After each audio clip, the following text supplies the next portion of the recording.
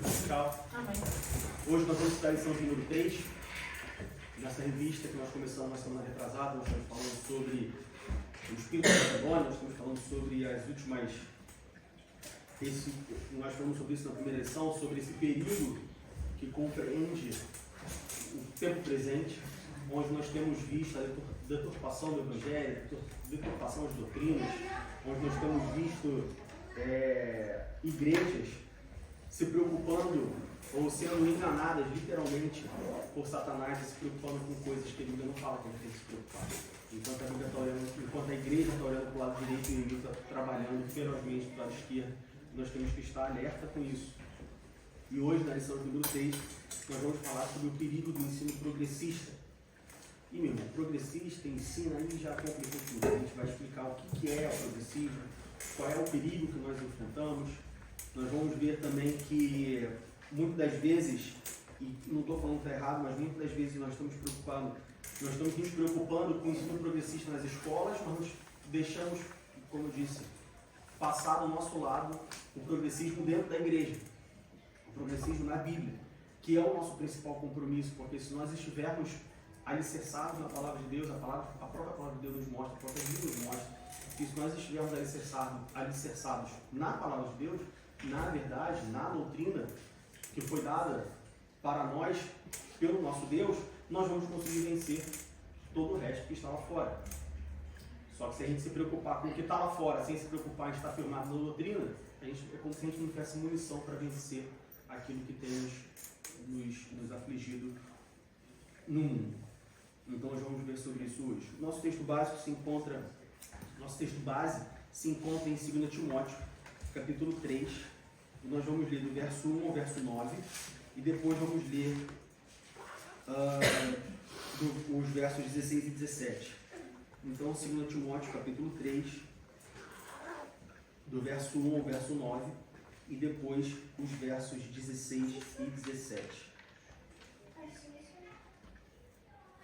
2 Timóteo 3, do verso 1 ao verso 9, diz assim: Sabe, porém, isto, que nos últimos dias sobrevirão tempos trabalhosos, porque haverá homens amantes de si mesmos, avarentos, presunçosos, soberbos, blasfemos, desobedientes a pais e mães, ingratos, profanos, sem afeto natural e irreconciliáveis, caluniadores, incontinentes, cruéis, sem amor para com os bons, traidores, obstinados, orgulhosos, mais amigos dos deleites do que amigos de Deus, tendo a aparência de piedade, mas negando a eficácia dela. Destes afaste-te, porque deste número são os que se introduzem pelas casas e levam cativas mulheres nécias carregadas de pecados, levadas de várias concupiscências, que aprendem sempre e nunca podem chegar ao conhecimento da verdade.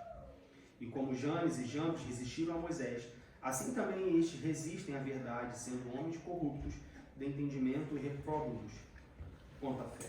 Não irão, porém, avante, porque a todos será manifesto o seu desvario, como também o foi o daqueles. E os versos 16 e 17 que dizem: Toda a escritura divinamente inspirada é proveitosa para ensinar, para redarguir, para corrigir, para instruir em justiça, para que o homem de Deus seja perfeito e perfeitamente instruído para toda boa obra.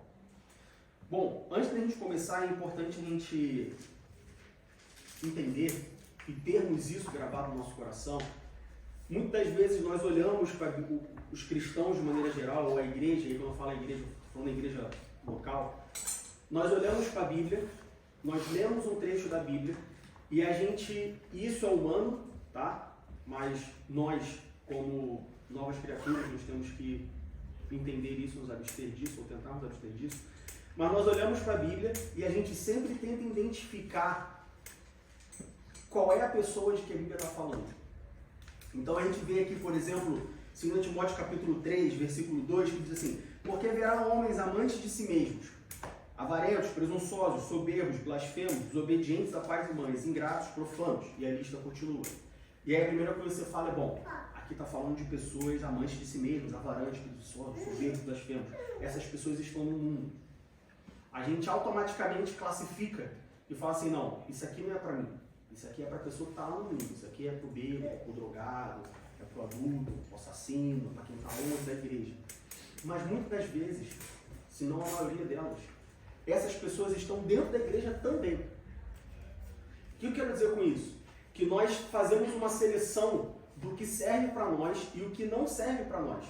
Quando, na verdade, no mesmo trecho que nós lemos, no versículo 16, diz que toda a Escritura é divinamente inspirada e proveitosa para ensinar, redarguir, corrigir e instruir em justiça.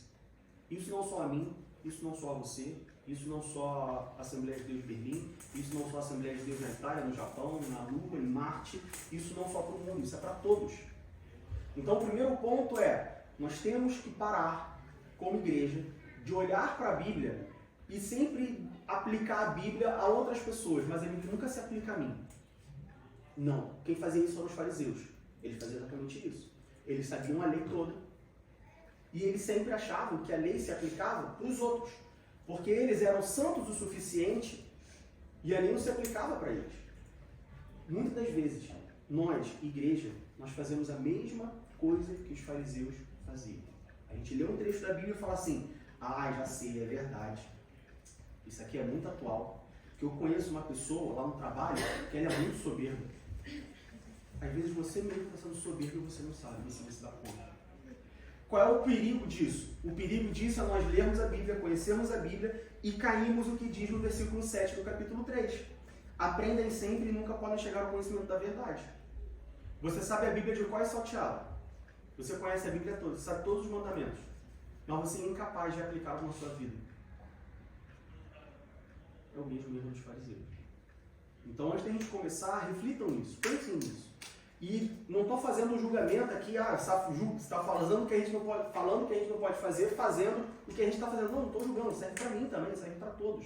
Todos nós, quando olharmos a Bíblia, sim, claro, quando a gente vê as regras de interpretação da Bíblia e tudo mais, nós temos que identificar com quem a Bíblia está falando.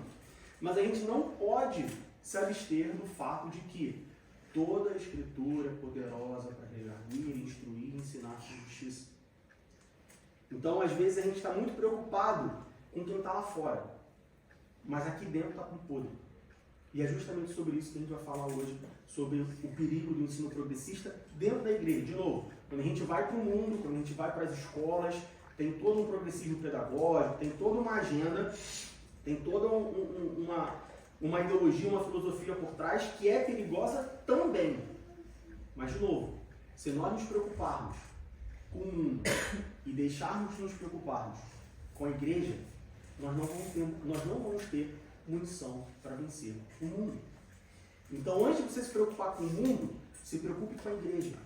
Antes de você se preocupar em ir para a rua e fazer uma manifestação, se preocupe em aprender a palavra de Deus. Se preocupe em ser aperfeiçoar na doutrina.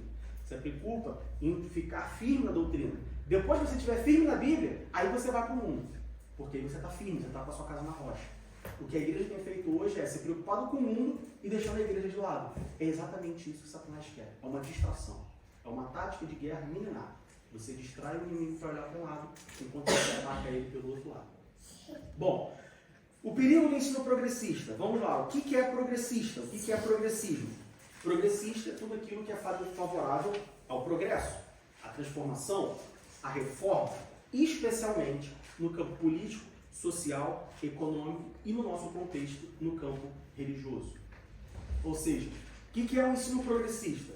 Um ensino progressista, uma igreja progressista, uma doutrina progressista é uma doutrina, é uma igreja, é um ensino que ela diz ou ela leva a uma reforma, a uma reformulação, a uma atualização daquilo que ela está falando. Então, quando a gente fala do perigo do ensino progressista na igreja, na doutrina, a gente fala assim, bom, essa doutrina, essa Bíblia aqui, ela foi escrita há mais de 2000 anos atrás, o que passou aqui, ela está muito desatualizada, nós precisamos reformular ela, nós precisamos, atualizar ela, nós precisamos ressignificar ela, porque o que acontece aqui, o que aconteceu aqui, é muito antigo, o mundo é outro, a cultura é outra, as pessoas são outras. Então nós precisamos, de certa forma, reformar essa doutrina. E aí eu não vou dizer que tenho certeza, mas pode ser que passe pela sua cabeça, mas Diego, por que o progressismo é ruim se o progressismo fala de reforma? E nós estamos aqui hoje, claro, por causa de Deus, mas principalmente porque há cerca de 500 anos atrás houve uma reforma na igreja. Então, se progressismo é ruim, porque ele fala de reforma, mas nós estamos aqui por causa de uma reforma, então tem coisa errada. Sim. O progressismo é ruim, na maioria das vezes, quando ele quer mudar aquilo que ele está se propondo a fazer. Ou aquela doutrina base. Não é quando a gente está falando de igreja, quando a gente está falando de doutrina bíblica. Ou seja, imagina que você tem uma linha. Você tem um progressismo para desviar essa linha para um lado, seja ela para a esquerda, seja ela para a direita. Isso é ruim. O que aconteceu com a Reforma Protestante lá em 1500?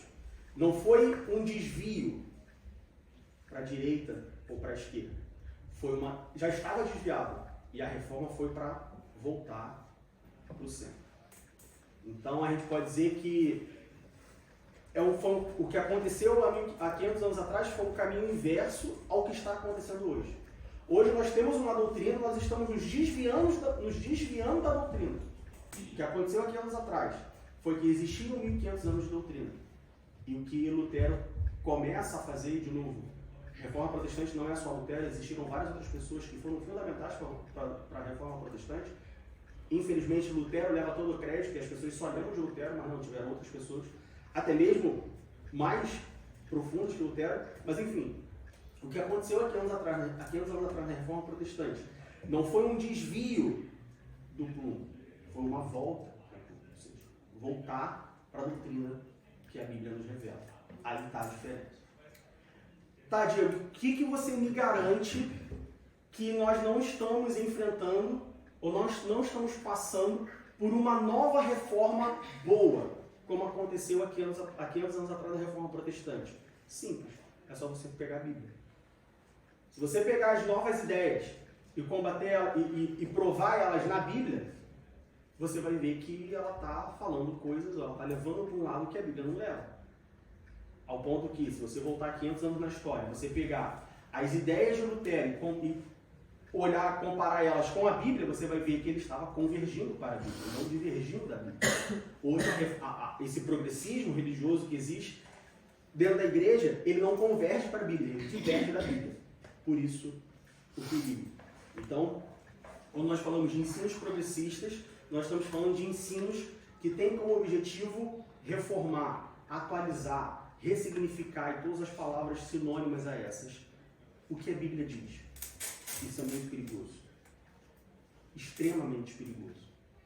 Ah, eu sei, é um absurdo, eu também concordo, e que tal, e porque eu concordo com você, Diego, nós temos que ser firmes e tudo mais, porque na minha casa isso não entra.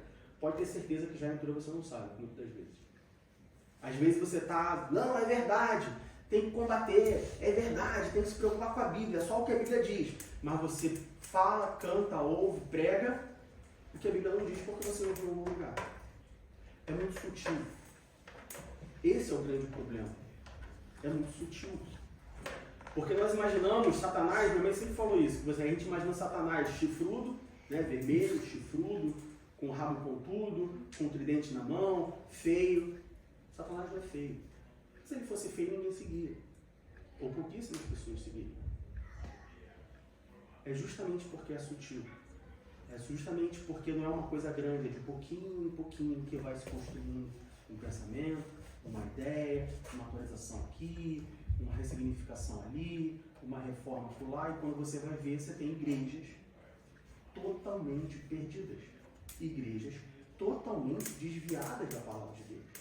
Crentes, burro velho de crente, 30, 40 anos de crente, completamente fora dos caminhos do Senhor, completamente distante da doutrina que a Bíblia mostra, que a Bíblia ensina.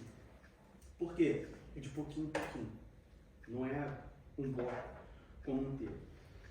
Qual é a nossa posição em relação a isso? Judas capítulo 1, versículo 3, nos diz qual deve ser a nossa posição em relação a isso. Judas capítulo 1, versículo 3.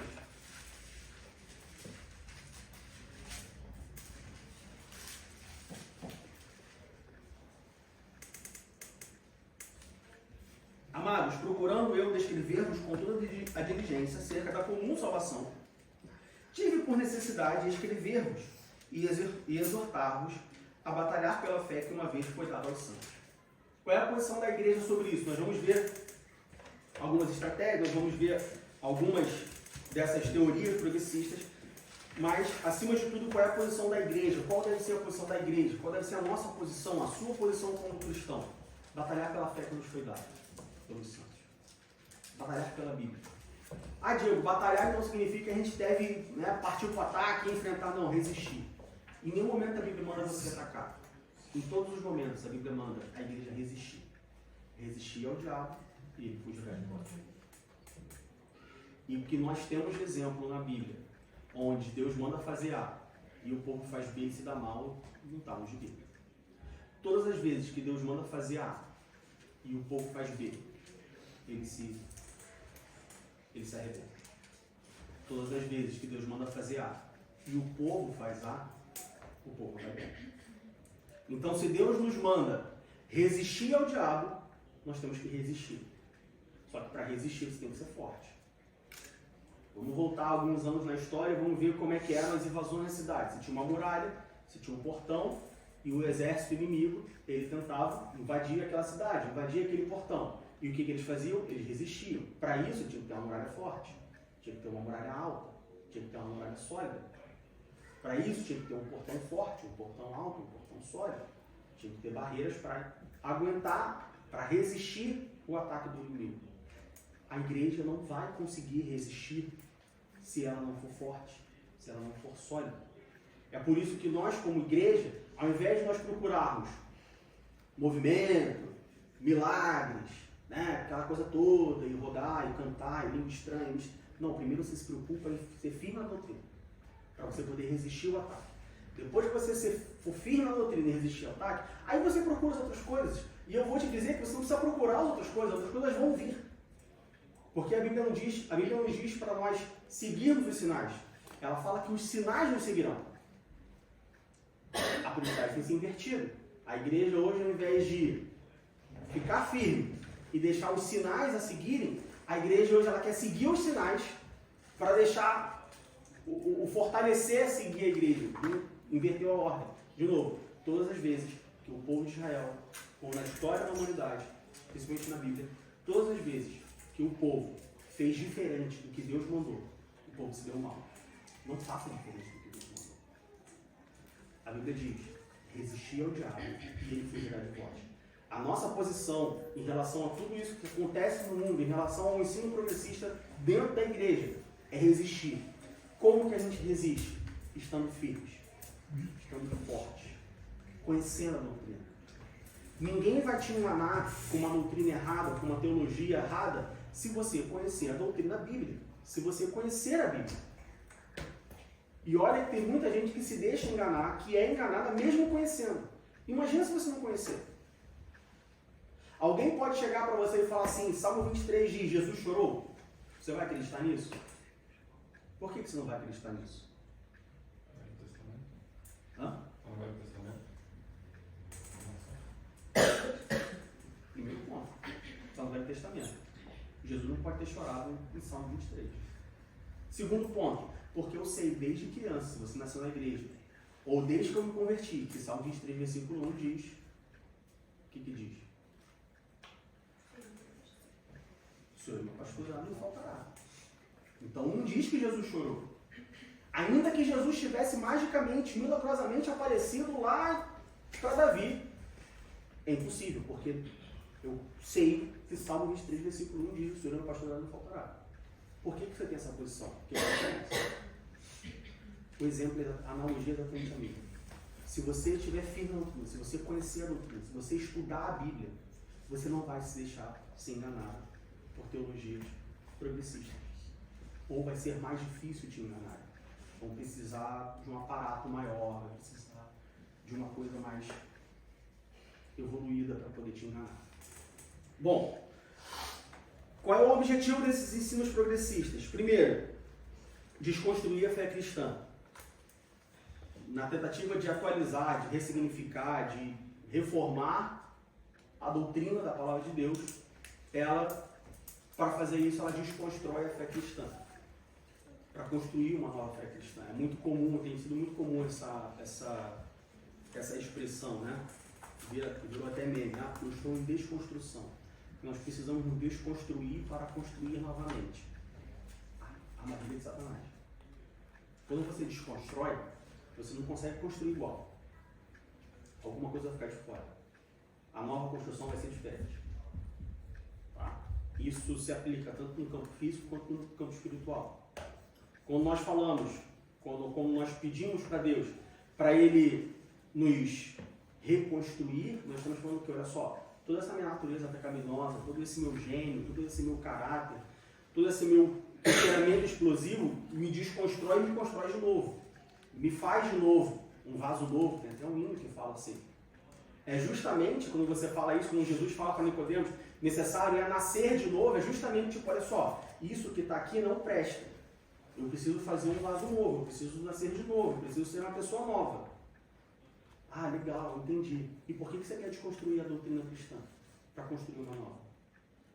Então você está dizendo que a doutrina cristã não serve, que ela não funciona? Quando você desconstrui ela, você não vai construir uma doutrina igual a ela, ou melhor do que ela. Você vai construir uma doutrina diferente. Então, a ideia, o objetivo desses ensinos progressistas é desconstruir a fé cristã. E aí, quando você desconstrói a fé cristã para construir uma nova e atualizada fé cristã, automaticamente você afasta as pessoas do verdadeiro cristianismo bíblico. Você afasta as pessoas da doutrina bíblica. Você afasta as pessoas daquilo que Deus falou para você fazer. E aí eu vou falar sobre isso mais para frente, mas é importante nós sempre termos em mente que qualquer teologia é o homem falando sobre Deus. A Bíblia é Deus falando dele mesmo. Guardem isso no coração de vocês. Nunca esqueçam isso. Teologia é o homem falando de Deus. Para todos os campos, seja certo ou seja errado. A teologia é o homem falando de Deus. A Bíblia é Deus falando de Deus mesmo. Diego, então por que eu estudo teologia? Porque você tem pessoas capacitadas por Deus, muitas, que elas, vamos dizer assim, não descobriram no sentido de achar algo novo, mas descobriram no sentido de, vamos dizer assim... Facilitar a mastigação da palavra. Facilitar a mastigação da palavra, obrigado. Descobrir o sentido de, você tem a cama arrumadinha com lençol, você tira o lençol, está descobrindo a cama. Né? Você tem pessoas que descobriram as doutrinas bíblicas, que facilitaram, que organizaram as doutrinas bíblicas para facilitar o estudo, para facilitar o aprofundamento. Então, isso quer dizer que eu não posso estudar teologia? Não, você deve. Mas sempre tendo em mente que teologia é o que o homem fala sobre Deus. A teologia, ela nunca pode estar acima da Bíblia. Ela sempre tem que estar abaixo da Bíblia. Porque a teologia é o que o homem fala sobre Deus. A Bíblia é o que Deus fala dele mesmo. Então vão haver situações onde a teologia vai falar, é para a esquerda. A Bíblia vai falar, é para a direita. E aí o problema acontece quando as pessoas seguem a teologia ao invés de seguir a Bíblia. As pessoas seguem o homem ao invés de seguir a Deus. Bom, como que essa descaracterização do cristianismo ela se dá? Primeira forma, o primeiro passo, deteriorização moral. 2 Timóteo capítulo 3, versículo 1, o apóstolo Paulo ele é bem enfático, ele é bem direto, quando ele diz que sabe, porém, isto, que nos últimos dias sobrevirão tempos trabalhosos. Tem uma triste notícia para você que vive em 2023. Os tempos não são fáceis. Tempos trabalhosos. Quando Paulo fala que nos últimos dias, nós entendemos que esses últimos dias são os últimos dias antes da volta de Cristo. O tempo atual que nós vivemos. São tempos trabalhosos. Se você não gosta de trabalhar, e aí trabalhar aqui no estudo espiritual. Se você não gosta de trabalhar, sinto lhe informar. Você escolher a religião errada. Escolhe outro enquanto tem tempo. Porque os últimos dias eles são trabalhosos. Isso significa que não existe espaço para um cristão ficar sentado de lado vendo o tempo passar. Isso não existe. Não existe trabalho automatizado para o cristão. profissões pelo mundo inteiro, você tem trabalhos que são automatizados de certa forma. Operador de máquina, fica o celular apertando um botão. Ah, você tem robô que faz o serviço, você só fica ali vendo se está tudo certo e tal. O cristão não tem essa função. Se você quer ser cristão em 2023, arrebata o momento que você vai trabalhar. E quando eu falo trabalhar, eu não estou falando só de trabalhar na obra de servir, diácono, presbítero, músico, professor, tal. Não. Estou falando trabalhoso no sentido espiritual. Estou falando trabalhoso no sentido de que não dá para você vir para a igreja todo domingo, sentar na sua cadeira e ficar 2 horas ouvindo o pastor falar, levantar e ir embora. Não, você tem que buscar conhecimento. Você tem que se aprofundar no conhecimento. Porque pode ser que o que o pastor está falando para você seja uma heresia. Pode ser que o que o pastor está falando para você seja completamente diferente da Bíblia. Ah, se dizemos que isso pode acontecer aqui na igreja? Pode, não só aqui, como em qualquer outra igreja. É por isso que você tem que buscar por você mesmo também. Claro, existem pessoas ao longo da sua caminhada cristã, você vai criando, vamos dizer assim, um círculo de confiança, onde você confia mais ou menos em A, B ou C. E aí você consome A, B ou C de uma forma mais confiante. Você já não valida ou revalida tudo aquilo que aquela pessoa falou. Isso é um ciclo natural. Mas você tem que conhecer. Você tem que procurar. O que acontece hoje? 2 Timóteo capítulo 3, versículo 7. Pessoas que aprendem sempre, mas nunca chegam ao conhecimento da verdade. Ela sabe o que está escrito no Salmo 23, versículo 1, mas ela não sabe o que significa. Ela não consegue aplicar isso na vida dela. Mas ela sabe. Ela leu a Bíblia toda, 5 vezes. Ela conhece cada versículo da Bíblia, mas ela é incapaz de colocar aquele versículo em prática na vida dela. Tempos trabalhosos. Nós vivemos em tempos trabalhosos. Em todas as áreas da nossa vida.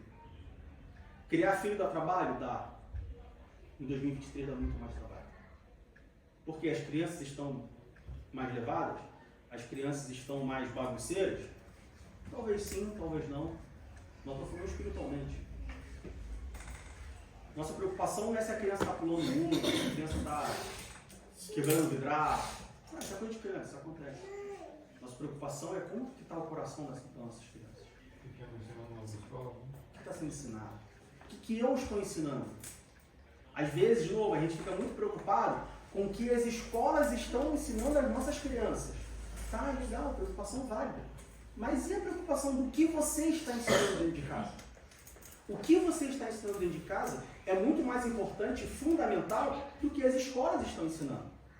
Porque se dentro de casa você ensinar a Bíblia, a sua criança vai ter munição para quando ensinarem contra a Bíblia lá fora, ela fala, não, mas espera aí, mas meu pai e minha mãe me ensinou diferente.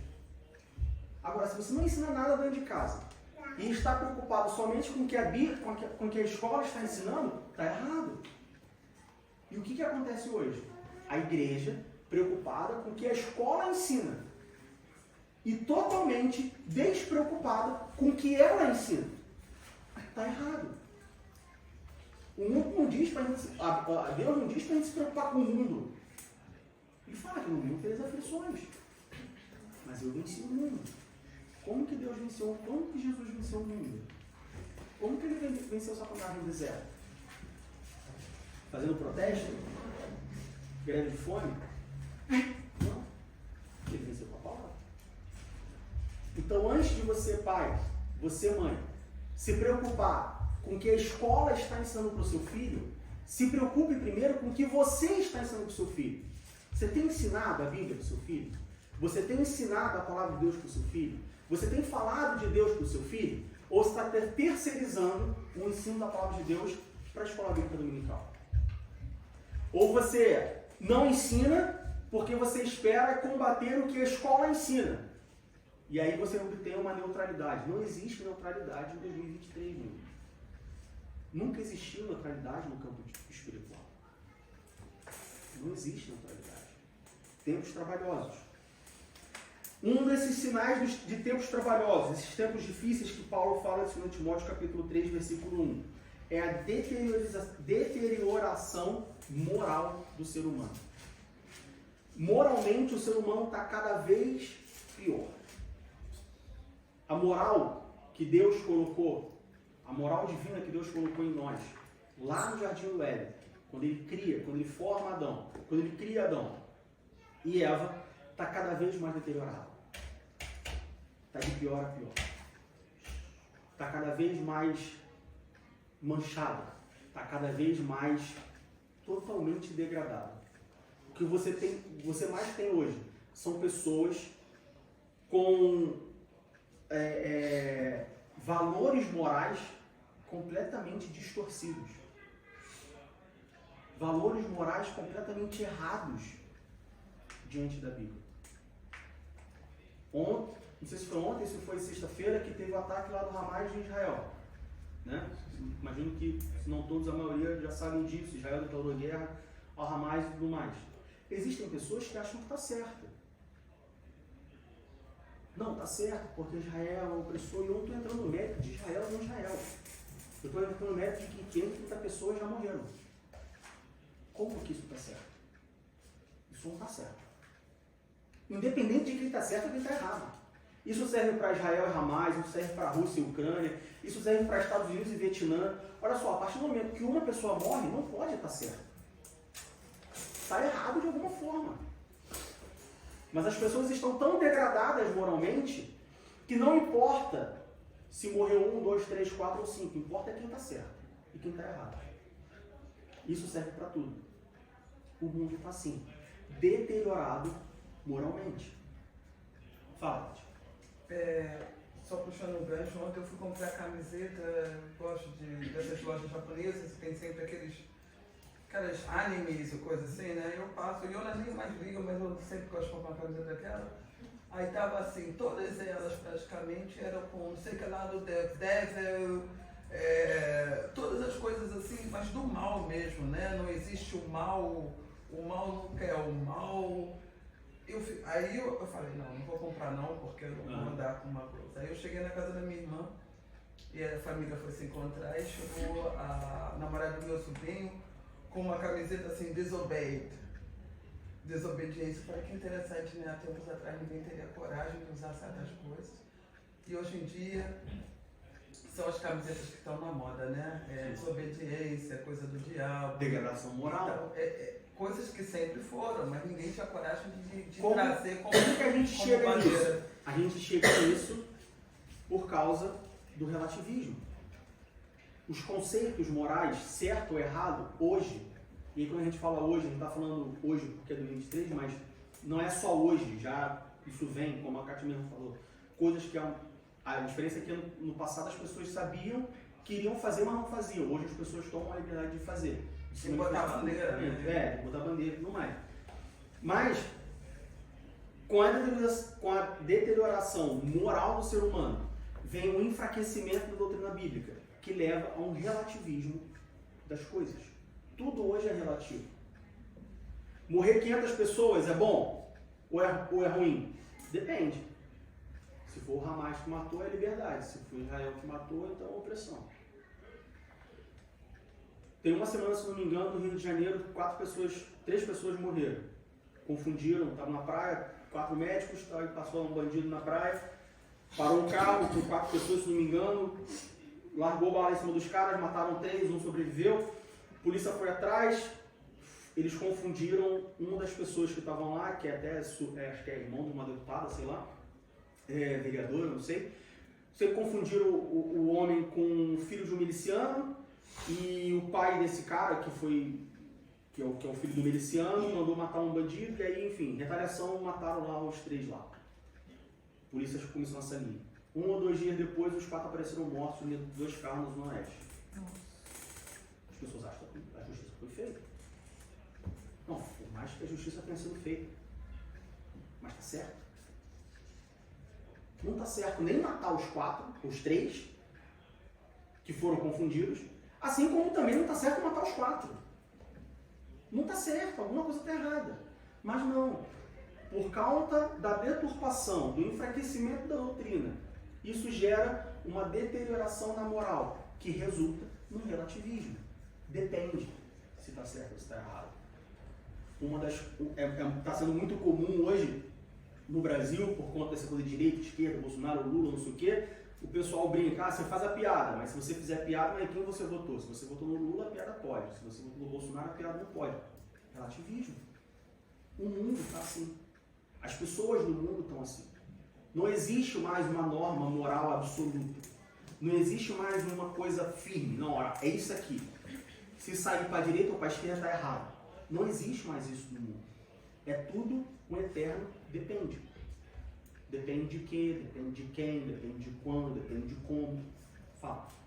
Outra coisa que me chama muita atenção também é que você não tem mais a liberdade de falar certas coisas. Você, até na própria família mesmo, tem famílias hoje, depois dessa história de Bolsonaro, que eu não me envolvo não, mas Bolsonaro, Lula, tem famílias que estão sem se falar por conta dessas coisas assim tão banais. Ou igrejas também, não? Igrejas e tudo mais, eu fico, meu Deus, são coisas tão pequenas, né? E as pessoas estão se deixando levar para... Aí morre não sei quantos, não, mas é porque Israel, não é porque o Hamas, minha gente, não importa, é gente, é vida.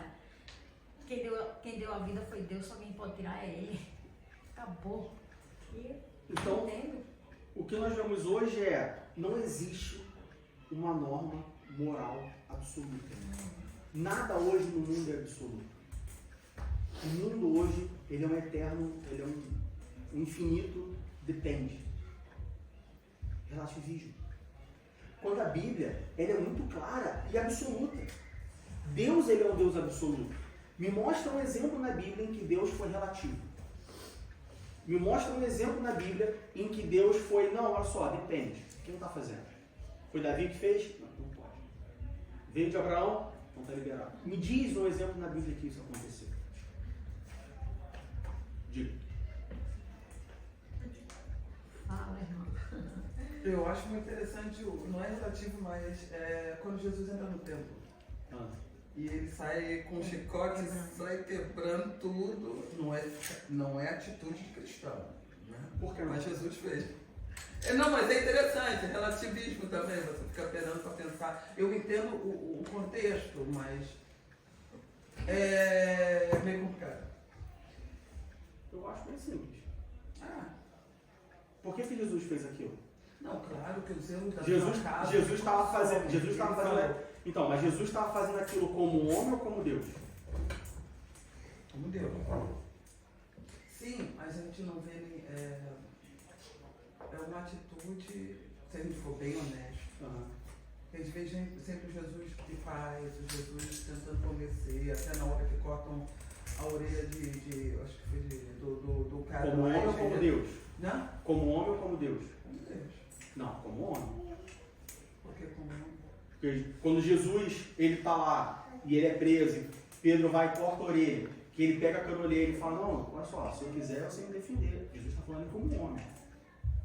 Quando Jesus ele entra no templo, ele sai chicoteando, e aí a gente imagina, né? É porque a imaginação do homem também. Bom, Deus fez o homem e Deus deu essa capacidade para o homem de ter essa imaginação criativa. A gente imagina Jesus com chicote, chicoteando todo mundo e todos em paz. Não, eu imagino só as primeiras mancadas, mais da frente. Né? A gente imagina um Jesus lá, como diz um homem, virado no giraia. Né? Vamos também. Não, depende, cada um pode botar um pouco mais de pimenta, o outro vai um pouco mais. Pois é, cada um. Mas é importante a gente entender que, bom, primeiro, a palavra de Deus diz: irai-vos, mas não pequeis. Você pode se irar, você não pode pecar na sua ira. Então não tem nada de errado em Jesus ter se irado. Segundo, Jesus se irou contra quem e por quê? E aí não é relativismo. Contra quem e por quê? Eu me irar porque uma criança correu, pisou no meu pé e sujou a minha bota de couro, é uma coisa. Agora eu me irar porque a criança está correndo aqui na igreja e atrapalhando o culto, é outra completamente diferente. Por que Jesus se irou? Contra o que Jesus se irou? Não, a gente não diz, não é o porquê, mas é o como. O porquê é claro. Porque tem vários... Então, aí no como a gente entra nessa questão do imaginário popular. Não é o porquê. Porque ele agiu desta maneira, nesse momento. Tem vários momentos de Jesus que a gente fica sem parar para pensar o problema, a figueira, que a figueira seca. né? Também ele falou que não nasça mais feio. Ele tem esses momentos assim, meio radicais, de repente, que às vezes a gente não está esperando dele. Que ele tem um lado muito doce, mas ele também tem um lado assim. E isso é muito importante, e a gente vai falar sobre isso, para a gente se lembrar que o Jesus que cura, que restaura a orelha do soldado, é o mesmo Jesus que entrou chicoteando. É o Jesus, né, que vai lá e ressuscita a menininha, o Jesus que vai lá e dá pão para todo mundo, é o mesmo Jesus que olhou uma figueira bonita, cheia de flor, grande, mas que não tinha fruto e falou, seca, não nasce mais fruto diante de ti. E ela secou. E ela secou. Isso é importante para a gente entender, e mais na frente a gente vai falar mais sobre essa teologia. Isso é importante a gente entender que Deus é amor, mas Deus também é justiça. Dos ensinos progressistas nas igrejas hoje é que o Deus de justiça ficou no Antigo Testamento. Hoje é o Deus do amor. Não, Deus é um só. Tem? Bom, então, enfraquecimento da doutrina bíblica, relativismo, não existe norma moral absoluta. Nada mais é absoluto. Tudo é relativo, tudo depende. Tudo não, mas espera aí, vamos ver e tudo mais. Segunda descaracterização do cristianismo vindo desses ensinos progressistas. A corrupção da ortodoxia. As pessoas têm cada vez mais fugido da ortodoxia. Diego, o que é ortodoxia? Ortodoxia é a interpretação, doutrina ou sistema teológico implantado como único e verdadeiro dentro da igreja. E aí essa palavra, de certa forma, ela ficou manchada por conta da igreja católica. Porque, né, a igreja católica, como da ortodoxia, e aí eles eram assim, tinha essas regras, tinha que ser porque tinha que ser, assim como dogma, também outra palavra que ficou manchada, assim, por conta da igreja católica. E aí as pessoas agora, elas fogem da ortodoxia e fazem coisa diferente. Não existe mais uma regra única. Não existe mais uma norma única. Não, a gente pode fazer diferente, porque nós somos livres e tudo mais. E você vê isso em várias coisas. Você vê isso em várias situações, aonde o conteúdo bíblico doutrinário perde espaço para a cultura local, por exemplo, para a cultura de um país, para um grupo de pessoas. Quer ver um exemplo muito clássico? Como que nós temos visto na história, como que nós aprendemos na história que é a liturgia de um culto? Todo mundo sabe o que é liturgia? Todo mundo sabe o que é liturgia? Quando nós olhamos para os últimos 100 anos, como que nós aprendemos ou como que nós vemos que é a liturgia de um culto? Não precisa nem muito longe. Quando a gente olha para a Bíblia, como que é a liturgia de um culto? O que um culto tem que ter? Entre pessoas ou na igreja? Culto na igreja. Em qualquer culto é culto. Porque também na Bíblia está falando que onde tiver dois reunidos, ali eu não estarei. Assim, em casa você também pode fazer um culto. Também pode fazer um culto. E esse culto ele tem que ter o quê? Qual é a liturgia dele? Claro, você tem escalas diferentes. Se eu for fazer um culto em casa, quinta-feira a gente faz culto doméstico. Não faço um culto de 2 horas. Mas você segue uma liturgia.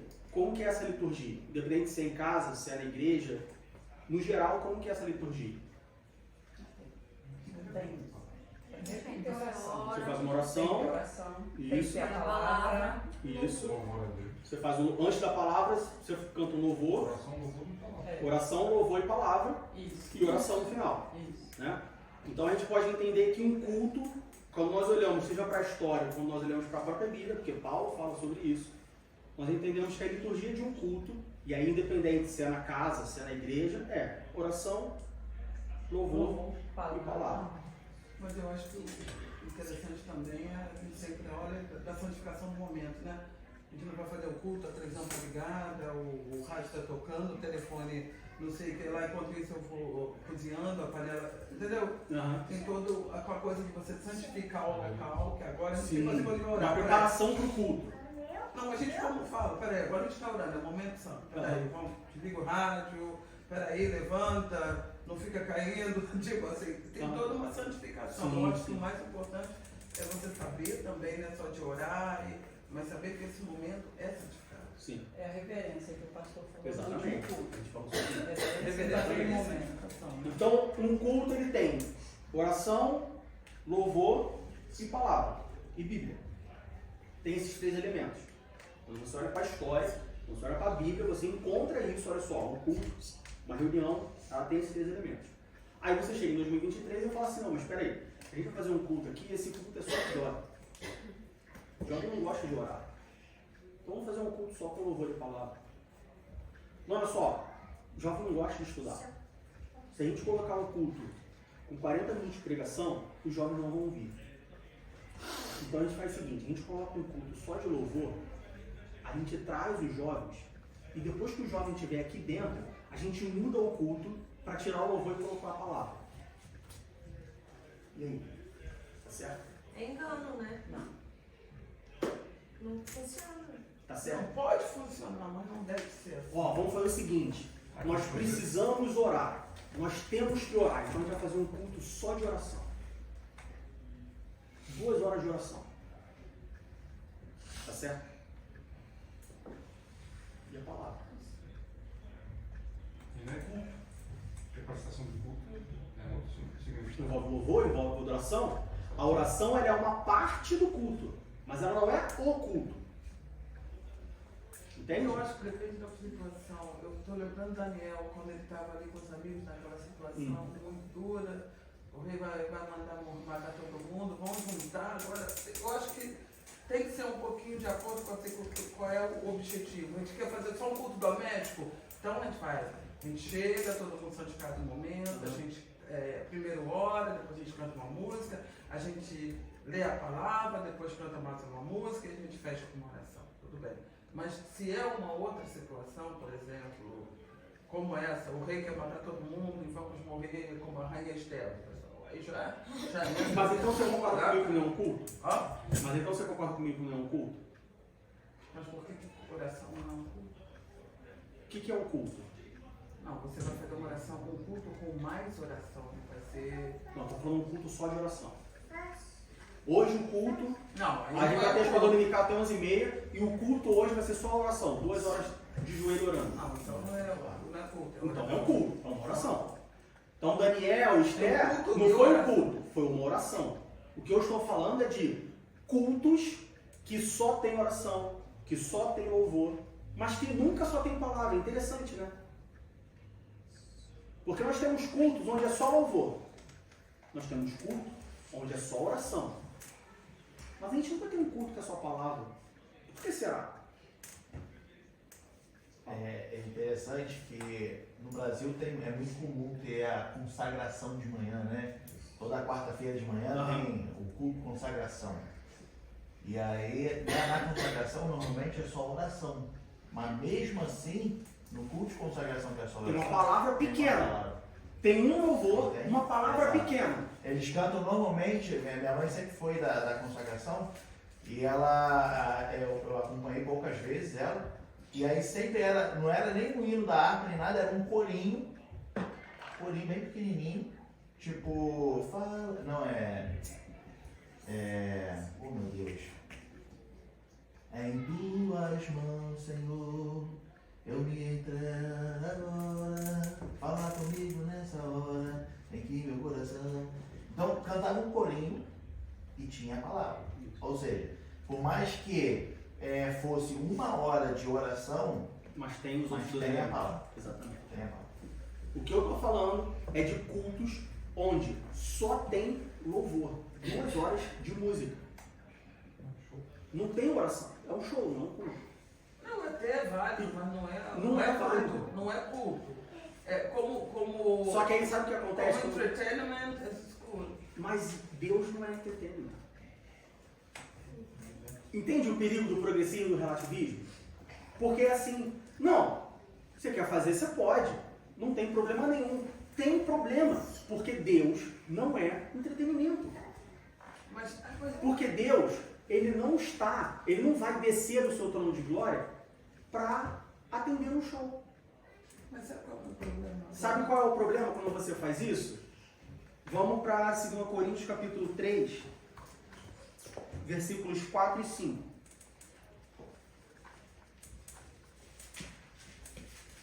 2 Coríntios capítulo 3, versículos 4 e 5. Traidores, obstinados, orgulhosos, mais amigos dos deleites do que amigos de Deus, tendo aparência de piedade, mas negando a eficácia dela. Qual é a referência mesmo? 2 Timóteo 3, 4 e 5.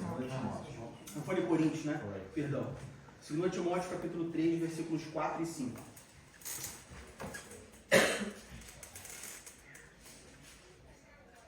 Traidores, obstinados, orgulhosos. Aí, nós, seres humanos, a gente fala assim, traidores, obstinados, orgulhosos. Aí, automaticamente, tu já pula pro próximo versículo. Porque não, esse versículo aqui não está falando comigo. Mais amigos dos deleites do que amigos de Deus. Tendo aparência de piedade, calma.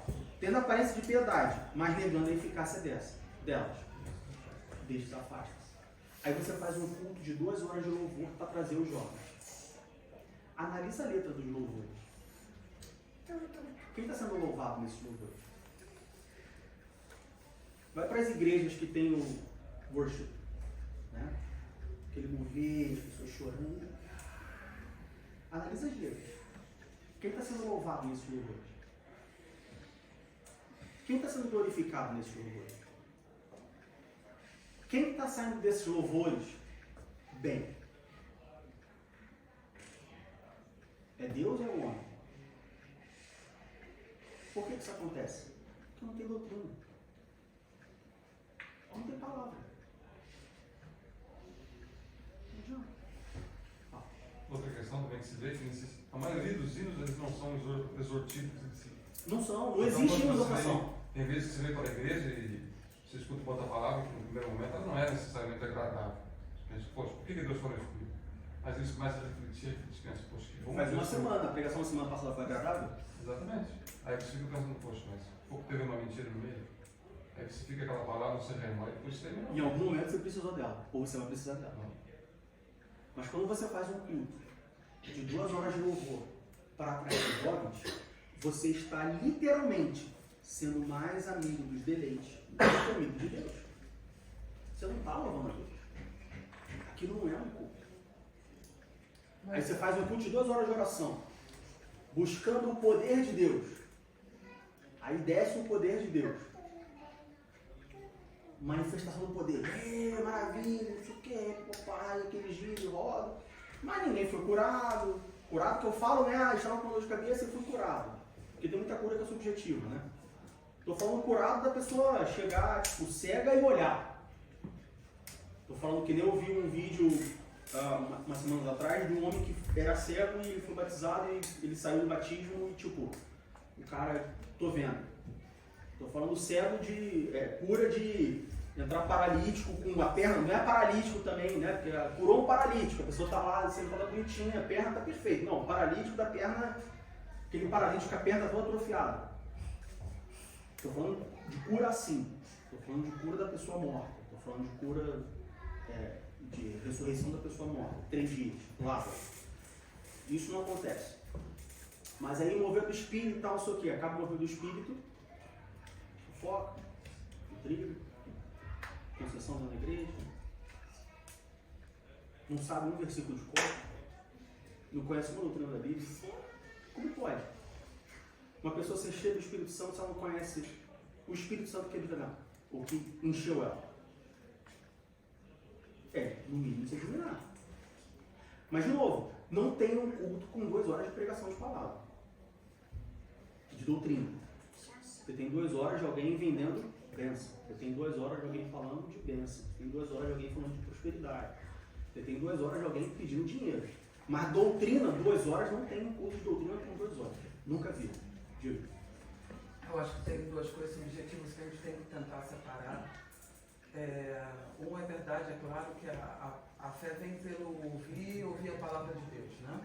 Por isso que a gente tem que estar na igreja, a gente tem que orar, e é bom que a gente esteja numa igreja estruturada, onde a gente ouve a palavra. E outra é aquela coisa, ouvir e entender, que muitos andaram com Jesus e não entendiam as parábolas, e Jesus às vezes tem que entender. Eu acho que passa também pessoas que também podem... Pessoas, como diz a Bíblia, ouvem, leem, mas a coisa não entra na cabeça. Sim. são coisas também que a gente tem que parar para separar também. Sabe o que eu acho muito interessante quando eu olho isso? Você citou as pessoas que ouviam do próprio Jesus e não entendiam. As pessoas que ficavam sem entendimento, as pessoas que estavam mais afastadas de Jesus. Mas até mesmo os discípulos, ele pegou para perto para eles explicar. Então, Eles estavam bem perto. E estavam bem perto. Então, assim, É. Jesus fala que tem duas pessoas, dois grupos de pessoas. Os dois grupos não entenderam, mas uns não entendiam e saíam. Quem estava perto de Jesus não entendia. Jesus puxava para perto e falava assim, ó, é isso aqui. Ou Entendeu? talvez, Ah, entendi. ou talvez aqueles que ficavam para perguntar também, né? Tem esse aspecto, né? Tipo assim, não entendi, eu perguntei, mas De qualquer maneira, aqueles que estão perto entendem. Eventualmente. Não, aqueles que buscaram, não entenderam. Sim. Os que não buscaram, não que entenderam. estão perto. Pode não. Não era somente, você tinha que perguntar. Sim, perto que eu falo de ter intimidade, de ter comunhão, de buscar, de perguntar, de se interessar. Isso que eu quero dizer. Isso é o chato de perguntar, né? Essas pessoas, elas entendiam eventualmente. O resto das pessoas. E Jesus Segundo Timóteo, falava que capítulo 3, estavam ali versículo atrás 7. de comida, porque Jesus fazia milagre. Devia ser uma coisa interessante também, né? Uma terceira coisa que a gente encontra nessa descaracterização do cristianismo, a corrupção da fé. A fé não vale mais nada. A fé hoje nas igrejas, em muitas igrejas, ela está corrompida. Ela não é papel de pão, é troco de moeda. O que as pessoas querem. O pastor prega errado porque tem quem não ouve. Os erros teológicos acontecem porque tem quem consome. Os hinos egocêntricos existem porque alguém escuta. Se a gente não escutar, não vai ter. A culpa não é do cantor, a culpa não é do pastor, a culpa não é do que está falando, a culpa é minha, a culpa é sua. Nós consumimos esse tipo de coisa porque a nossa fé está corrompida. Porque ao invés de ouvir uma palavra de exortação, a gente quer ouvir uma palavra de esperança. Ao invés de ouvir uma palavra de exortação, eu quero ouvir uma palavra que me anime para o resto da semana. Mas a exortação, e aquilo que vai me corrigir? E aquilo que vai me edificar? Isso eu não quero, porque está falando que eu estou errado. Como assim eu estou errado? Eu não posso estar errado. Tem a passagem onde que Jesus está pregando para toda uma multidão e os discípulos começam a ir embora. Aí ficam os 12 e falam assim, não queria vós 12 também? Eles falam para si assim, quando nós iremos se só tu tem, é verdade? Mesmo ouvindo coisas que não eram verdade dos outros, eles já conheciam que era Jesus fazendo essas. Mas a igreja hoje não quer ouvir isso. E aí, pessoal, se vocês pararem, e quando eu digo parar, é parar mesmo, e analisar o que tem sido cantado, o que tem sido pregado, o que tem sido falado, vocês vão encontrar tudo isso. Imagino que todo mundo aqui, se não tiver, tem algum acesso. Vai nas top 10 músicas do Spotify. Pega a letra dos 10 hinos mais tocados. Confronta com a Bíblia. E diz o que sabe. Pega as 10 pregações mais assistidas no YouTube. Confronta com a Bíblia. Me diz o que sabe. Pega as 10 igrejas mais cheias da cidade, do estado, do país. Confronta com a Bíblia. Me diz o que sabe. Não sabe coisa boa. Corrupção da fé. A fé está corrompida. O compromisso com a Bíblia está corrompido. Quando o compromisso com a Bíblia está corrompido, aí entra prostituição pode, aborto depende de quem. Aborto pode. Uma criança de 10 anos que engravidou, ela precisa abortar, é uma questão de saúde. Prostituição, não, mas veja bem, é o trabalho dela, ela sabe fazer, é o que ele sabe fazer. Adulteração, companheiro não é fiel, também pode. Também pode. Homossexualismo não, olha só. Deus ele abomina o pecado, mas ele é um pecador, então pode, não tem problema. Você não precisa largar a sua prática. Paulo tinha um espinho na carne, que ele pediu 3 vezes, e Deus falou, minha graça te bate. Então, corrupção da fé. Dá espaço a tudo isso. alguns sinais de que o progressismo está entrando na Bíblia, está entrando na igreja. Primeiro sinal, reinterpretação da visão bíblica. E aí eu vou falar algumas frases, você me diz se você já ouviu alguma dessas frases. A Bíblia é um livro humano, ou escrito por mãos de homem. Eu discordo do apóstolo Paulo nessa questão. Já ouviu isso? Não, eu discordo de Paulo. Não, João foi um apóstolo, mas eu discordo um pouco de João nesse ponto de vista. Não, eu discordo com fulano de tal nesse ponto de vista. A Bíblia tolera imoralidade, então somos obrigados a rejeitar o que ela diz em certos lugares. Relativização da Bíblia. A gente falou na aula retrasada sobre o homossexualismo de Davi e Jonas, né? A Bíblia contém a palavra de Deus. Você já ouviu isso? De que a Bíblia contém a palavra de Deus? Alguém já ouviu? Levanta a mão. Quando você ouvir isso, você repreende em nome de Jesus que vai sair do demônio. A Bíblia não contém a palavra de Deus. A Bíblia é a palavra de Deus. E se você tiver qualquer dúvida sobre isso, a gente pode passar o resto do domingo debatendo sobre isso. Mas se você é cristão, se você quer ser cristão, você precisa, você tem que ter a convicção de que a Bíblia, ela é a palavra de Deus. A Bíblia não contém a palavra de Deus de maneira nenhuma. Ela é. Isso é sério. Não vá para casa. Não viva mais um minuto como cristão sem ter essa certeza no teu coração. A Bíblia, ela é a palavra de Deus.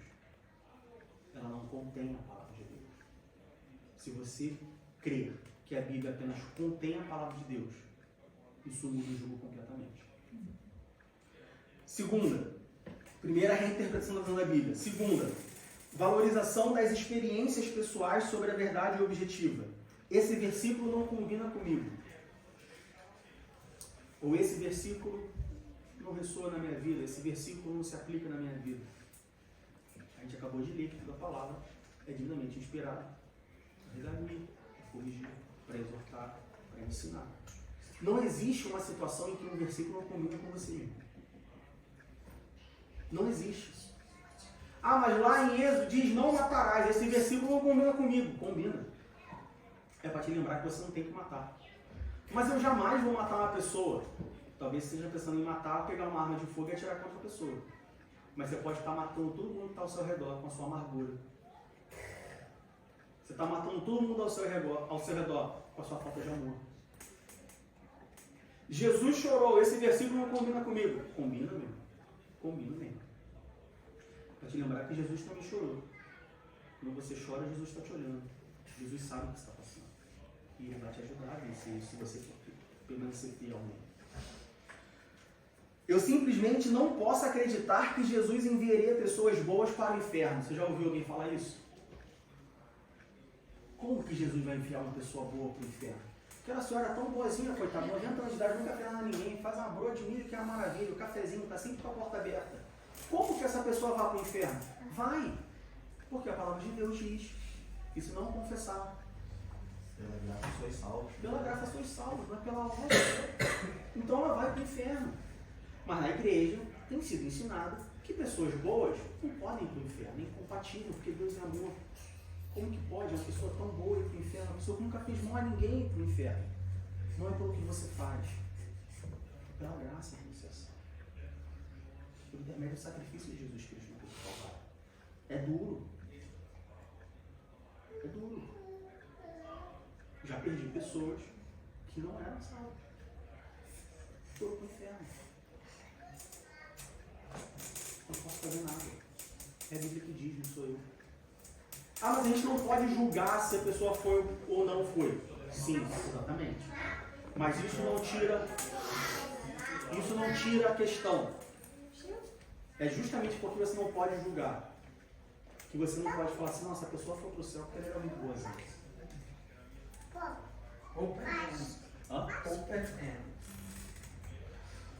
Reinterpretação das doutrinas cristãs essenciais.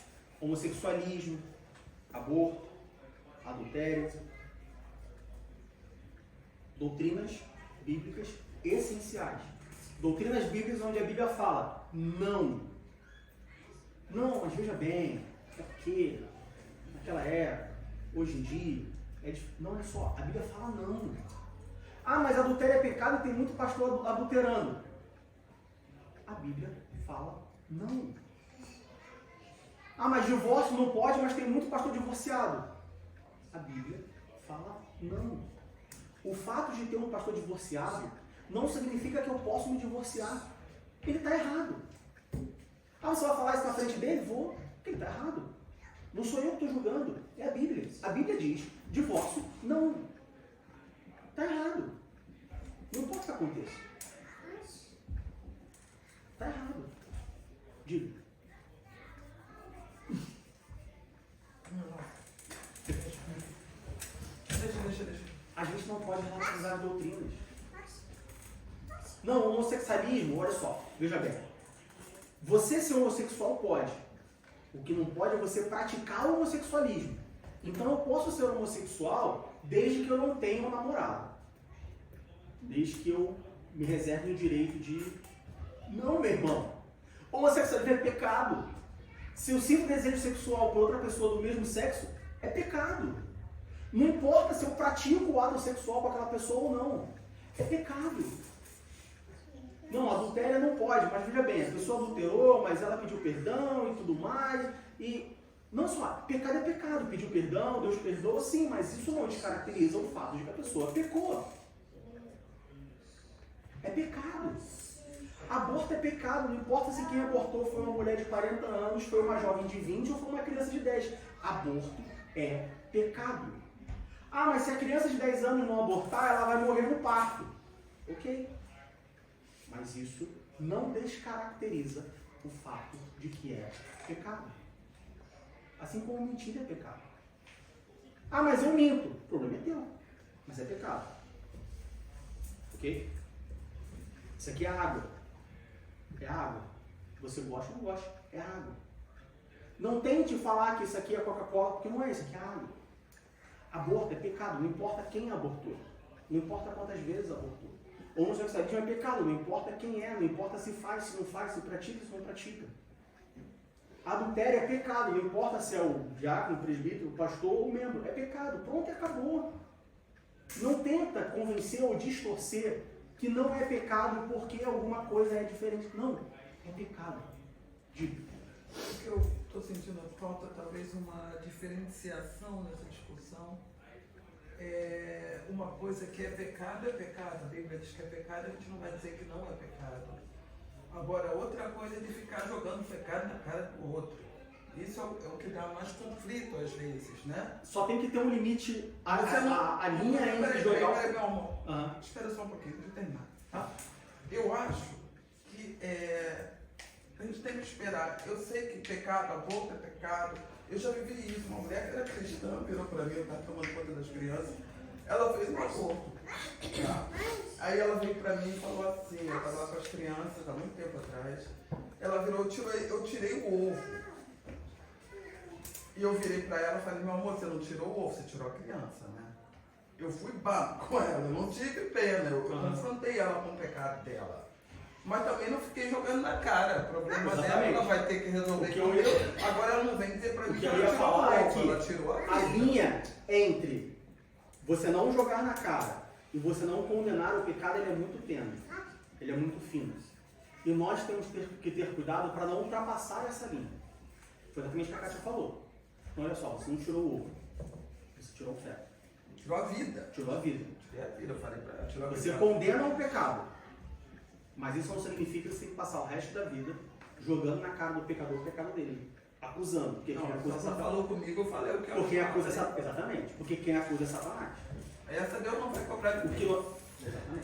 O que nós temos que tomar cuidado é não ultrapassar a fina linha entre acusar o pecado e acusar o pecador. Não, sabe por que eu falo isso? Porque ela telefonou para a mãe dela no Brasil, ela casada, e a mãe dela também era crente. E ficou dando uma da história do ovo. Falei, aí você não está acusando, você não está apontando o pecado. Se ela não tivesse falado nada comigo, eu não tinha dito nada, mas quando ela veio com a história do ovo... É igual o exemplo de tipo, eu tenho um casal homossexual, casaram.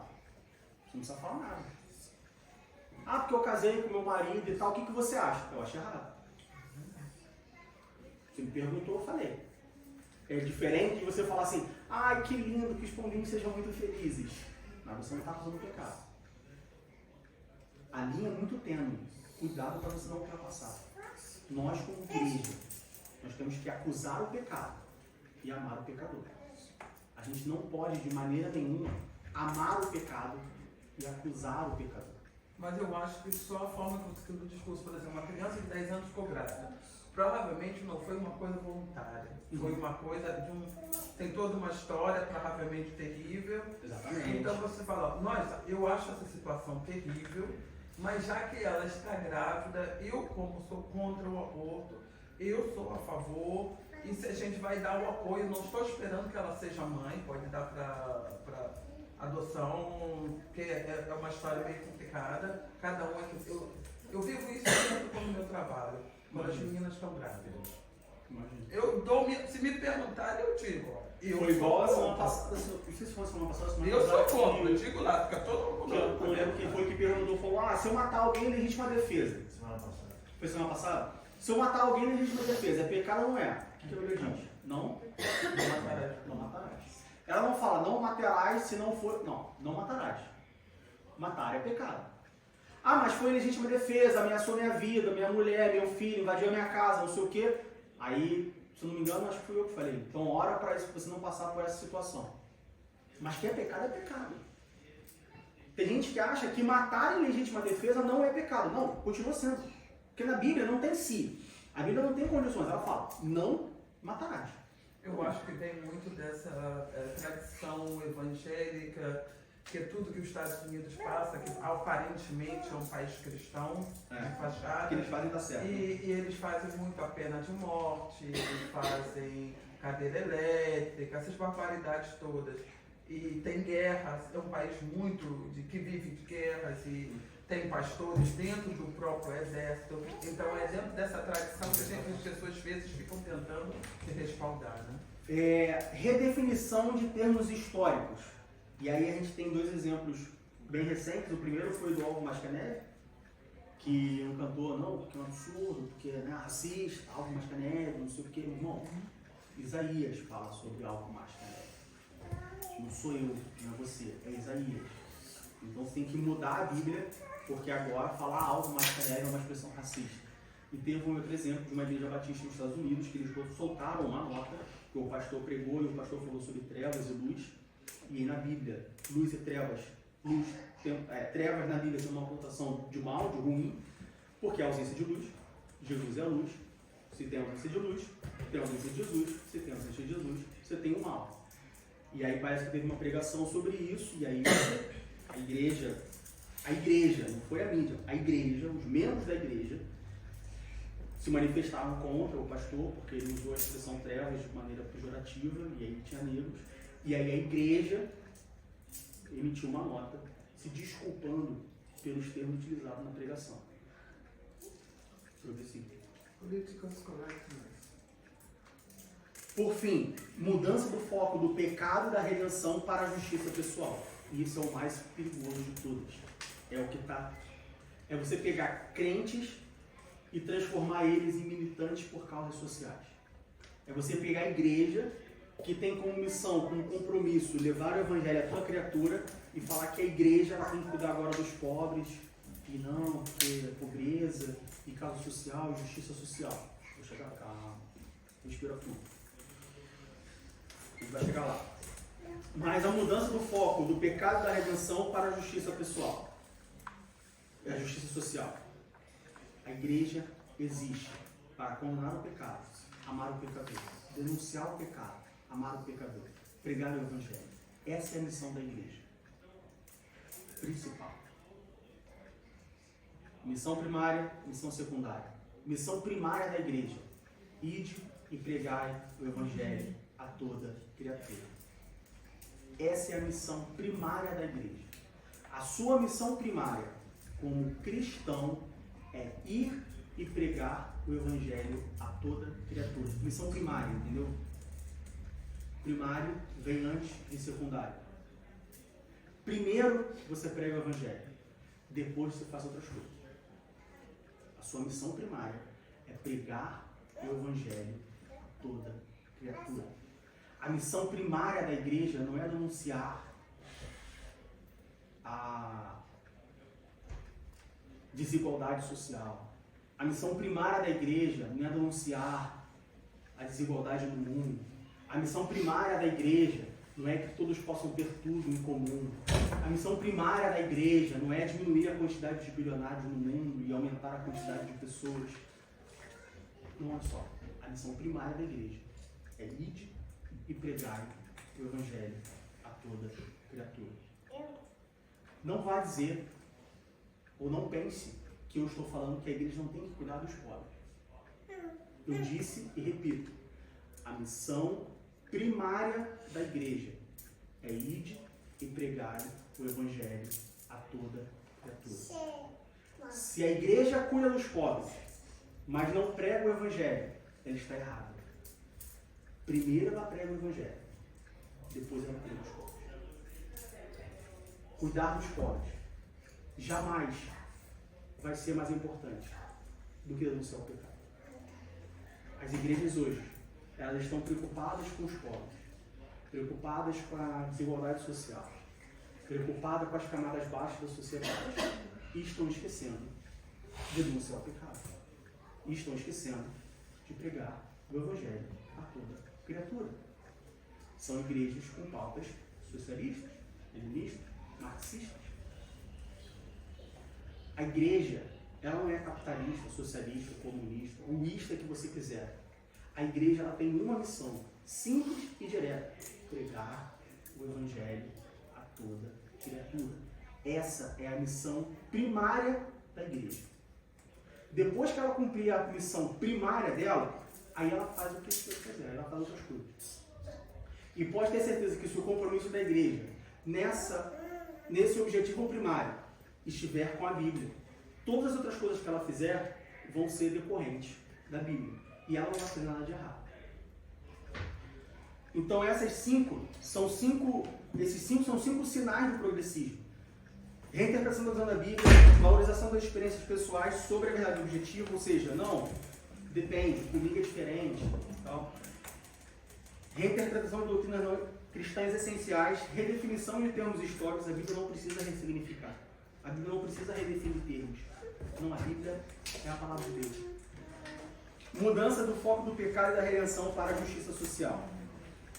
E aí algumas frases que nós ouvimos sobre isso. O pecado não nos separa de Deus, porque nós fomos feitos à sua imagem e Ele nos chamou de bons. Então o pecado não nos separa de Deus. O pecado é só uma mancha, o pecado é só uma coisa que acontece. Não. A Bíblia é bem clara quando fala que o pecado nos separa de Deus. Deus não exigia um sacrifício por nossos pecados. Os primeiros cristãos adotaram a prática pagando o sacrifício de animais e contaram a história de Jesus em termos semelhantes. Tem muita gente que diz que Deus nunca exigiu sacrifício de ninguém, que o povo fazia sacrifício como uma prática pagã. Não. Se você seguir por essa linha, então o sacrifício de Jesus não vale nada. Tinha que ter um sacrifício. Alguém tem que pagar o pecado. Alguém tem que cumprir a pena. No Antigo Testamento quem cumpria os animais. Jesus veio cumprir de maneira completa, vamos dizer assim. Na verdade, não precisamos pregar o Evangelho, só precisamos mostrar amor, trazendo justiça aos oprimidos e a provisão aos necessitados. Não. A igreja tem que pregar o Evangelho. De novo, isso não significa que ela não precisa ajudar os necessitados. Isso não significa que ela não precisa se preocupar com a desigualdade social. Isso significa que primeiro ela prega o Evangelho, depois ela faz outras coisas. Primeiro ela prega o Evangelho, depois ela faz as outras coisas. Teorias progressistas que nós conhecemos. Primeiro, desconstrução da Bíblia, né? E aí, um dos maiores fatores disso, os maiores exemplos disso, é o que eu já falei, de você pegar a Bíblia e falar assim, não, peraí, olha só, a Bíblia ela não é a palavra de Deus, a Bíblia contém a palavra de Deus, A Bíblia precisa mudar o contexto, ela foi escrita 2000 anos atrás, uma cultura machista e tudo mais, e papapá, no patriarcado e tudo mais. E agora, em 2023, a gente estamos em outro lugar, então a gente tem que pegar o texto bíblico e trazer para o contexto atual e a gente entender ele com o ponto de vista de 2023. Não, a Bíblia, ela é a palavra de Deus. Esse povo passaram, é até engraçado se para pensar que eles passaram 2000 anos, vamos dizer, que fosse 1600 anos, entendendo a palavra, agora nos últimos 100, 200 Agora, né? não entende mais nada, né? Exatamente. Então a Bíblia não precisa de progresso, a Bíblia não precisa de reforma, a Bíblia é isso. Teísmo aberto. Ensina que Deus é limitado. Que Deus não é o todo-poderoso, onisciente, onipresente. Não, Deus tem os seus limites. Deus não sabe o que vai acontecer. Porque se Deus soubesse o que vai acontecer, eu não teria livre-arbítrio. E se a Bíblia diz que eu tenho livre-arbítrio, então Deus não sabe o que eu vou fazer. Não, olha só. Deus, ele sabe. Mesmo você tendo livre-arbítrio. Só que a gente não entende como.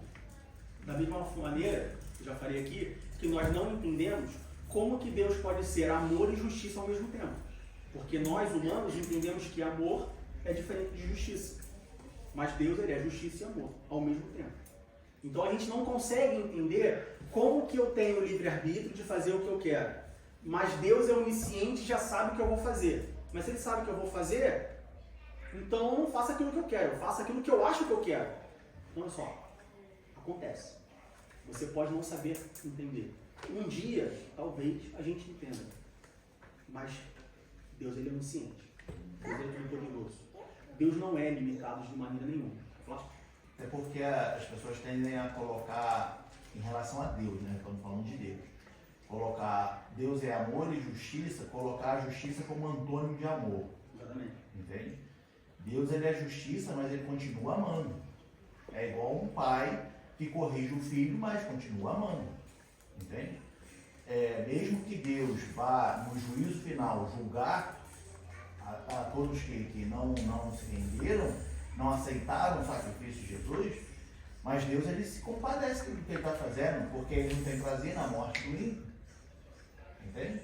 Então as pessoas tendem a olhar para a justiça de Deus como antônimo de amor. Não, Deus, ele é justiça, então ele vai fulminar. Tá, mas isso não quer dizer que ele não continue amando. Exatamente. A teologia da demitologização. Existe uma linha teológica que diz que o que acontece na Bíblia, a história da Bíblia é um verdadeiro mito. Que Adão e Eva não existiam de fato. Que Davi não aconteceu. Foram mitos que foram criados ao longo da história. E se você olhar para outras civilizações, se você olhar para outras religiões, você tem os mesmos mitos que apenas foram contados de forma diferente. Das mesmas histórias, né? Das mesmas histórias. Então você tem paralelismos, né, entre diferentes mitos. Então você pega um mito nórdico, você pega um mito celta, você pega um mito não sei o que lá, e você encontra tudo isso no mito bíblico, vamos assim dizer.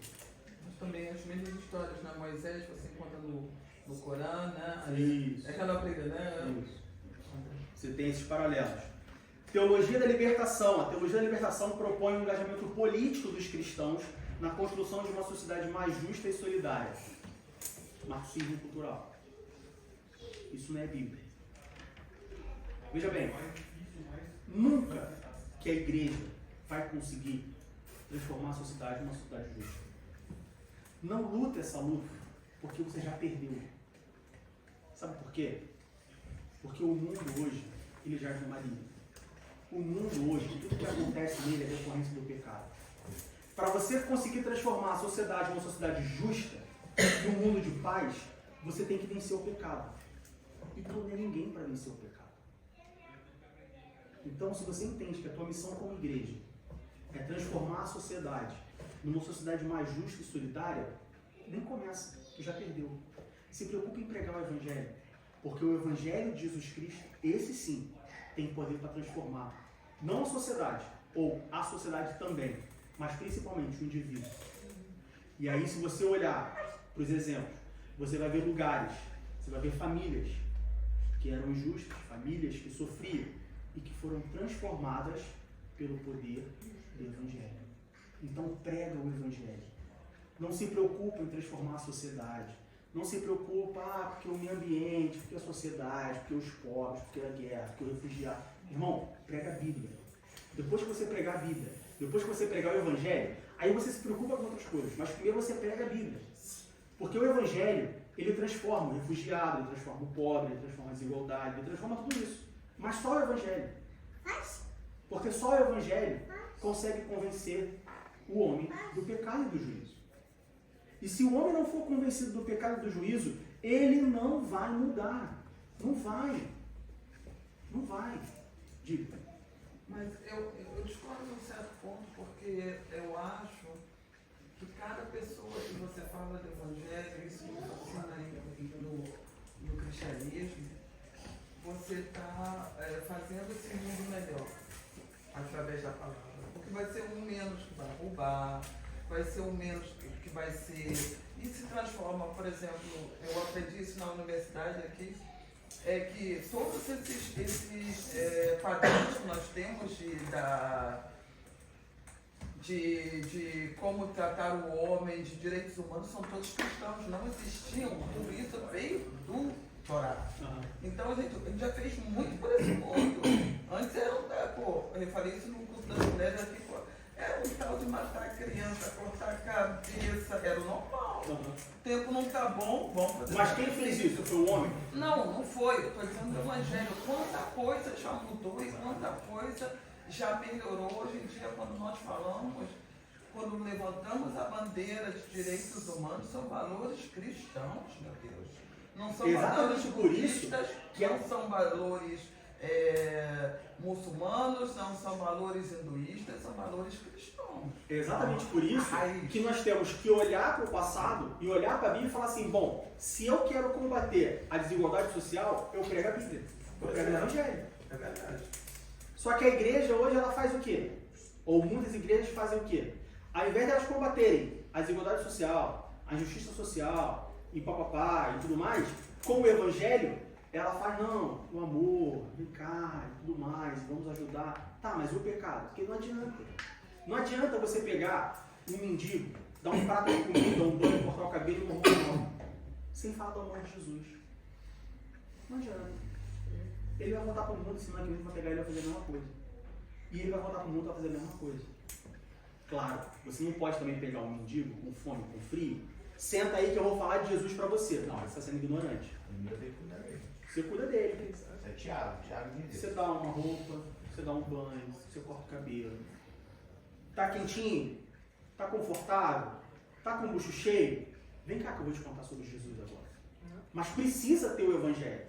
Só que a igreja hoje, muitas igrejas hoje, elas só querem as obras sociais, mas não quer pregar o Evangelho. Não adianta. Você está enxugando gelo. A missão primária da igreja está fazendo o contrário. Toda vez que o povo de Deus fez o contrário, o que aconteceu? Se deu mal.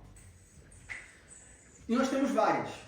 Demitologização, teologia da libertação, e aí com a teologia da libertação vem a teologia da mulher, a teologia do negro, teologia queer, teologia liberal, teologia do pacto, teologia da nova aliança, teologia da prosperidade. Gálatas, capítulo 1, versículos 8 e 9. Gálatas, capítulo 1, versículos 8 e 9.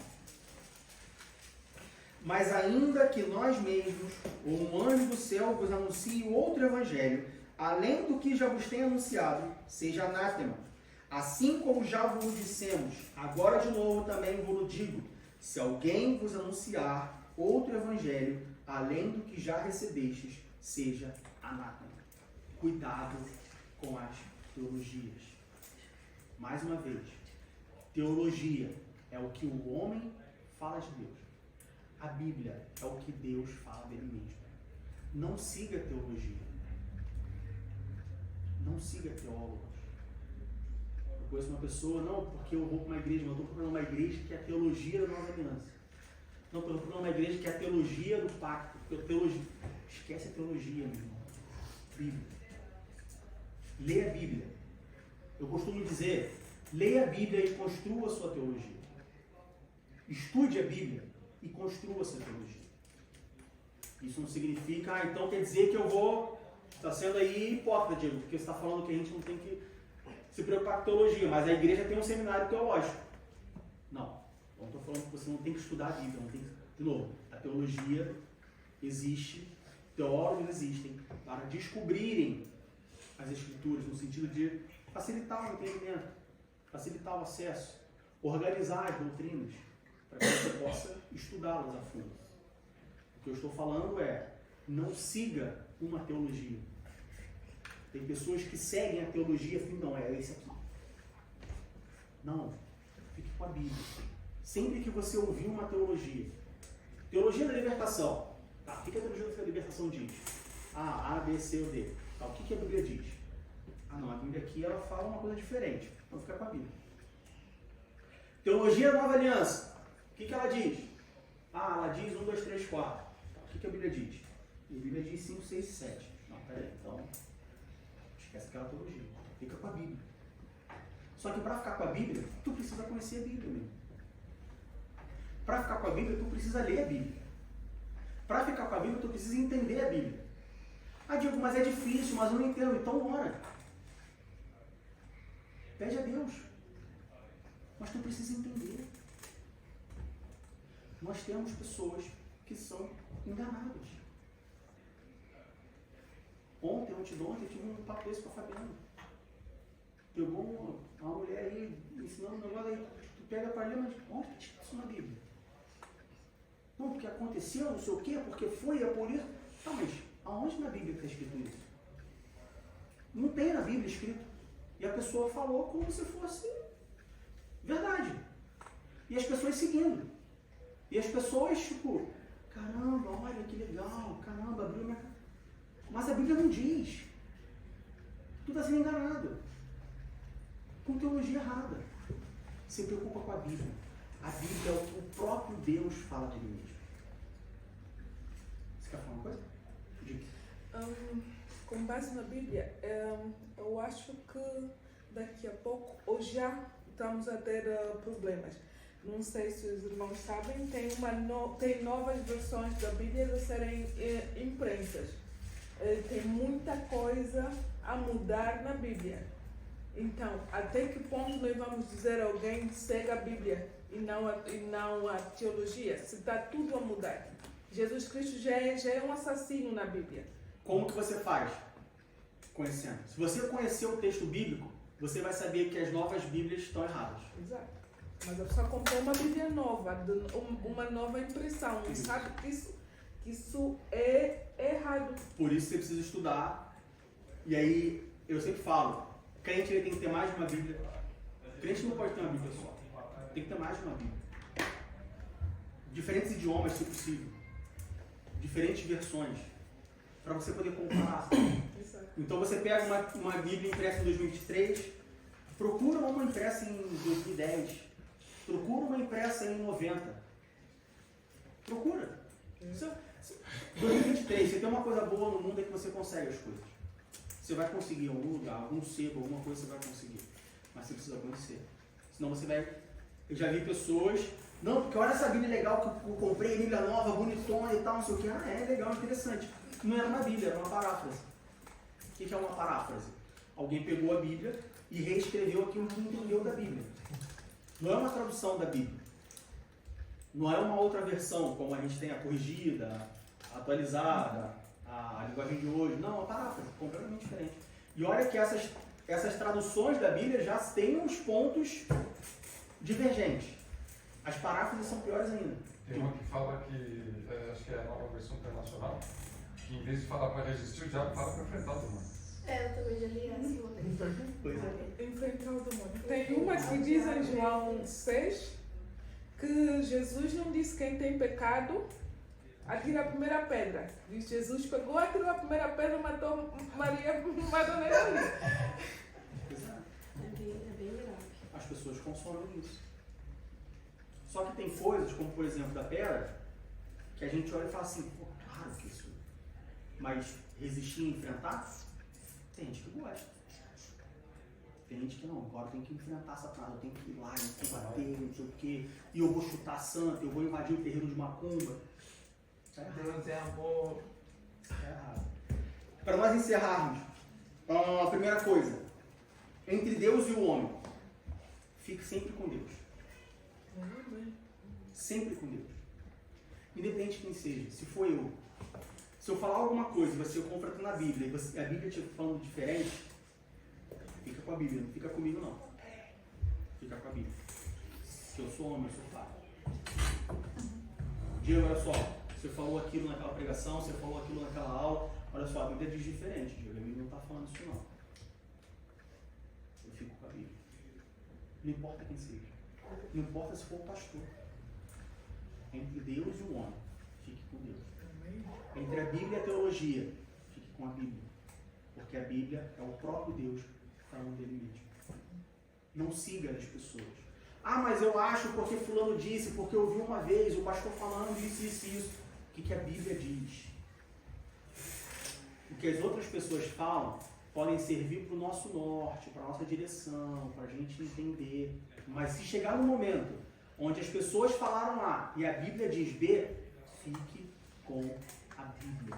Somente assim nós vamos conseguir resistir aos ataques de Satanás. Somente assim nós vamos conseguir combater, não necessariamente atacar, mas combater os ensinos progressistas dentro da igreja. 1 Coríntios, capítulo 2, versículos 4 e 5. 1 Coríntios, capítulo 2, versículos 4 e 5 diz assim: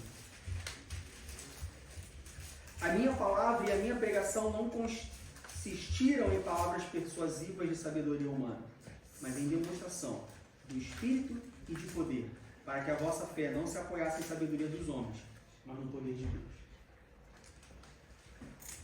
Ouvi um pregador que fala muito bonito, um pregador que fala muito, muito bem, um ambiente muito acolhedor. Você tem muitas igrejas hoje onde cria um ambiente mais acolhedor, uma coisa mais intimista, né? Sentadinho, falando baixo e tal, uma coisa bem... Cuidado, né? Desconfia. Atenção redobrada. Bíblia do lado. Foi o que o Franz falou. A igreja, ela não pode ser só um ambiente confortante. Não pode. Se você vem para a igreja o ano inteiro, e todas as vezes que você veio para a igreja, você nunca saiu daqui com, caramba, hoje bateu. Desconfia. A igreja não pode ser só um lugar de amor. No sentido, amor que eu falo, no sentido de, só fala aquilo que eu quero ouvir. Só carinho, né? Só carinho. Não pode ser só carinho. Se o teu evangelho é só carinho, repensa ele.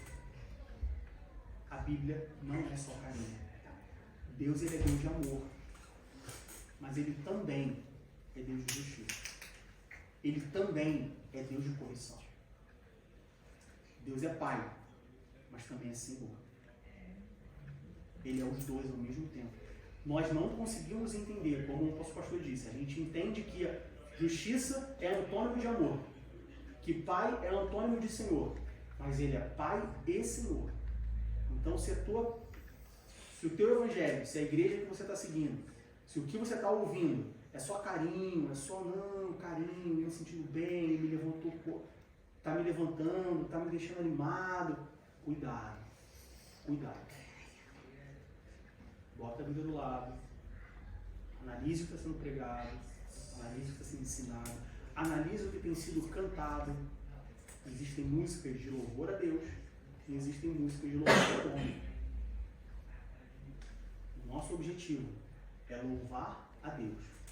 Deus, ele não divide a glória dele com ninguém. Que Deus nos abençoe em nome de Jesus.